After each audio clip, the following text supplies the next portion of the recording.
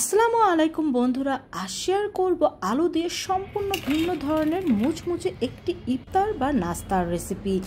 এই ইফতারটা আপনারা তৈরি করে রোজার 1 মাসের জন্য ফ্রোজেন করেও রেখে দিতে পারবেন। তৈরি করা খুবই সহজ আর খেতে এক কথায় অসাধারণ। সাথে দেখিয়ে দেব কিভাবে ফ্রোজেন করবেন।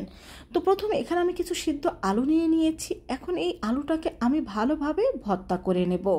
তো আলুটা কিন্তু আমাদের ভালোভাবে ভর্তা করে নেওয়া হয়ে গিয়েছে। এখন চুলায় একটি প্যান বসিয়ে তেল দিয়ে তার মধ্যে দিয়ে দিচ্ছি পেঁয়াজ কুচি, কাঁচামরিচ কুচি।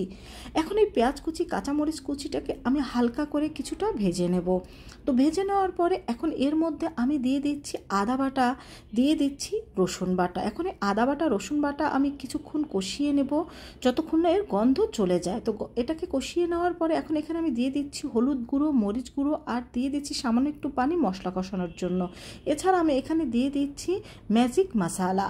তো মশলাটাকে আমি ভালোভাবে কষিয়ে নেওয়ার পর এর মধ্যে আমি দিয়ে দিচ্ছি গাজর কুচি, বাঁধাকপি কুচি। এখন এই গাজর কুচি আর বাঁধাকপি কুচিটাকেও আমি 3-4 মিনিট ভালোভাবে কষিয়ে নেব। তো কষিয়ে নেওয়ার পরে এখন এর মধ্যে আমি দিয়ে দেব ভর্তা করে রাখা সেই আলু।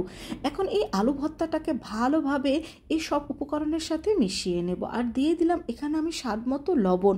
তো আলুটাকে ভালোভাবে মিশিয়ে নেওয়ার পর এখন এখানে আমি দিয়ে দিচ্ছি ধনিয়া পাতা। ধনিয়া পাতাটাও ভালোভাবে মিশিয়ে নেওয়ার পর এটাকে এখন আমি চুলা থেকে নামিয়ে ঠান্ডা করে নেব।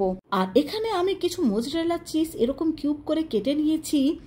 এখন এই আলুটাকে আমি এইভাবে করে হাতে নিয়ে নেব আর এটাকে এরকম কিছুটা চ্যাপটা করে আমরা যে চিজগুলো কিউব করে কেটে রেখেছিলাম তার এক পিস এর মধ্যে দিয়ে দেব। তারপরে উপরে আবার আলু ভর্তাটা দিয়ে এটাকে এইভাবে করে ঢেকে দেব। তো এটাকে দিয়ে দেওয়ার পর এইভাবে করে রাউন্ড শেপ দিয়ে আমি এই নাস্তাগুলো তৈরি করে নেব। আপনারা চাইলে কিন্তু অন্য শেপেও তৈরি করে নিতে পারেন। তো এখানে কিন্তু আমার একটা ইফতারি বা নাস্তা তৈরি হয়ে গেল আর একইভাবে কিন্তু আমি সবগুলো তৈরি করে নেব। আর এখানে আমি নিয়ে নেব 2 কাপ পরিমাণ ময়দা, তার মধ্যে দিয়ে দেব লাল মরিচের গুঁড়ো, সামান্য একটু লবণ দিয়ে দেব আর দিয়ে দেব 1 চিমটির মতো আদা বাটা, 1 চিমটির মতো রসুন বাটা। তো ময়দার সাথে এই সব উপকরণ আমি কিন্তু ভালোভাবে মিশিয়ে নেব। তো এটাকে ভালোভাবে মিশিয়ে নেওয়ার পর এখন অল্প অল্প ছিটা পানি দিয়ে আমরা ময়দার সাথে পানিটাকে মিশিয়ে নেব। আর মিশিয়ে নেওয়ার পরে কিন্তু এর মধ্যে কিছুটা ক্রাম্বস তৈরি হবে। এখন এই ময়দাটাকে আমরা চেলে নেব আর চেলে নেওয়ার পরে দেখবেন যে আমাদের এখানে ক্রাম্বস তৈরি হয়ে গিয়েছে। তো এই তো আমাদের ক্রাম্বসটা তৈরি হয়ে গিয়েছে। আর চেলে নেওয়ার পরে যে বাড়তি ময়দাটা রয়েছে সেটা দিয়ে আমরা পরে ব্যাটার তৈরি করে নেব। এখন যে বাড়তি ময়দাটা ছিল সেটা দিয়ে এখন অল্প অল্প করে পানি দিয়ে এখানে আমি আরেকটা ব্যাটার তৈরি করে নেব। এই ব্যাটারটাকে বেশি পাতলা বা বেশি ঘন করে তৈরি করে যাবে না, মিডিয়াম টাইপের একটা ব্যাটার তৈরি করে নেব, ঠিক এরকম টাইপের। তো এখন আমরা যে নাস্তাগুলো তৈরি করে রেখেছিলাম সেই নাস্তাগুলো প্রথমে এই ব্যাটারের মধ্যে ভালোভাবে দিয়ে দেওয়ার পর আমরা যে ক্রাম্বসগুলো তৈরি করেছি তার মধ্যে এইভাবে করে হালকা হাতে মিশিয়ে নেব।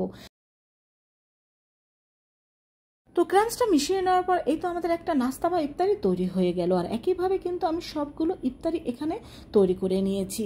এখন এগুলোকে আমি ডিপ ফ্রিজে 10 থেকে 15 মিনিটের জন্য রেখে দেব আর কিছু আমি তোমাদের ভেজে দেখিয়ে দেব। তো 15 মিনিট পরে এটাকে ফ্রিজ থেকে বের করার পর একটা এয়ারটাইট বক্সে এভাবে ভরে আমরা ফ্রিজে সারা রোজার মাসের জন্য সংরক্ষণ করে রেখে দিতে পারি। আর এগুলো তোমাদের আমি ভেজে দেখিয়ে দিচ্ছি।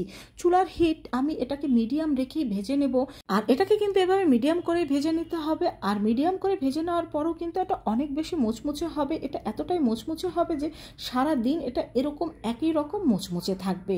তো এটার একটা সাইড হয়ে গিয়েছে, আমি অন্য একটা সাইড এখন উল্টে দিচ্ছি। এই নাস্তা বা ইফতারির মধ্যে চিজটা দেওয়ার কারণে অন্য অন্য আলুর তৈরি রেসিপির চাইতে এটার স্বাদ কিন্তু সম্পূর্ণ ভিন্ন হয়ে থাকে আর খেতে জাস্ট অসাধারণ। যে একবার খাবে সে এর স্বাদ ভুলতে পারবে না। আর শব্দ শুনেই বুঝতে পারছেন যে এটা কতটা মুচমুচে হয়েছে।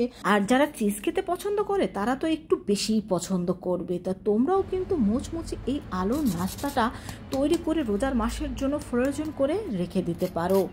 আর একটা ভেঙে তোমাদের দেখিয়ে দিচ্ছি, দেখে বুঝতে পারবে যে এটা কতটা লোভনীয় হয়েছে। তো বন্ধুরা, আশা করছি আমার এই সহজ ইফতারি বা নাস্তার রেসিপিটি তোমাদের খুব ভালো লেগেছে। ভালো লাগলে বন্ধুদের সাথে শেয়ার করবে। সবাই ভালো থেকো। আল্লাহ হাফেজ।